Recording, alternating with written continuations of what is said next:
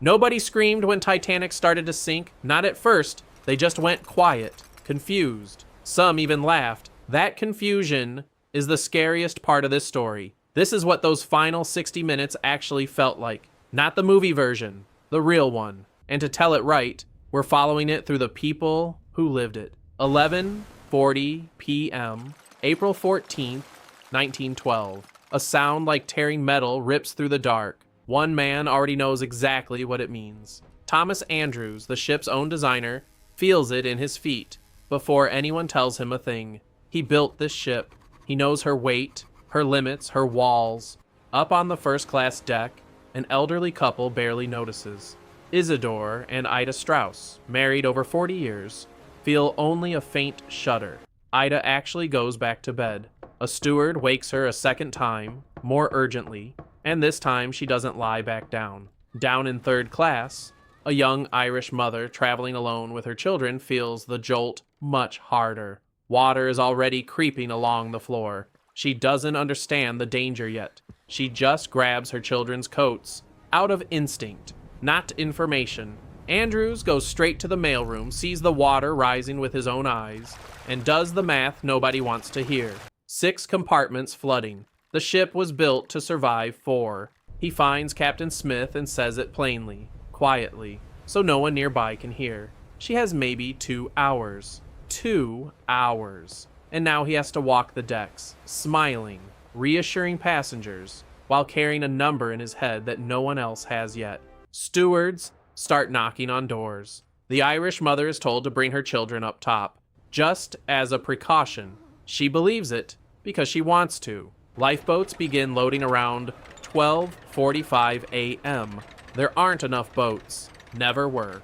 Isidor Straus is offered a seat quietly by an officer who recognizes him. He refuses, not out of pride, because other men's wives and children are still waiting. Ida is begged to get into a boat without him. She refuses too. Survivors later say she told him plainly, "We have been together many years, and where you go, I go." Then she steps back from the boat on purpose and takes his arm instead. Meanwhile, the Irish mother reaches the boat deck and finds a wall of people, officers shouting, confusion in 3 different accents. She's holding 2 children and has to decide, in seconds, whether to let go of one hand to help lift them into a boat. Some boats leave half empty. One rows away with dozens of open seats, while people still stand on deck watching it go. By 1:30 a.m., the tilt is impossible to ignore. Furniture slides, a chandelier sways visibly. The Irish mother gets both children into a boat. She is told there's no more room for her. At 2:05 a.m., the last lifeboat launches. Over 1,500 people are still on board, including Andrews and the Straus couple, arm in arm. Witnesses later recall Andrews standing alone in the smoking room, staring at a painting, no longer even pretending to reassure anyone. At 2:17 a.m., the lights flicker, then die.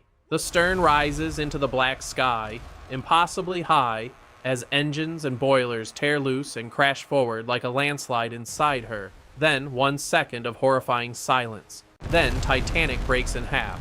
The bow goes down first, fast and violent. The stern floats a moment longer before slipping under at 2:20 a.m., taking with it a designer who knew the truth the entire time, and a couple who chose to face it together rather than survive apart. Then comes the sound survivors say they can never forget. Not screaming exactly, something worse. Hundreds of voices crying out at once, slowly fading as the freezing Atlantic takes them one by one. 28 degrees Fahrenheit. Cold enough to stop a heart in minutes. Nearby, lifeboats don't go back. Survivors carry that guilt the rest of their lives, terrified that pulling drowning people in would capsize the boat and kill everyone already inside it. By the time Carpathia arrives at 4 a.m., there's nothing left to save. An Irish mother lives. Her children live.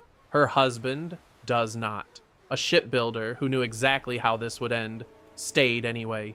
And a woman who could have lived chose not to, rather than let go of the man beside her. So here's the question that still divides people over a century later. If you were on that ship in that final hour and someone offered you the last seat, would you have taken it or would you have stayed?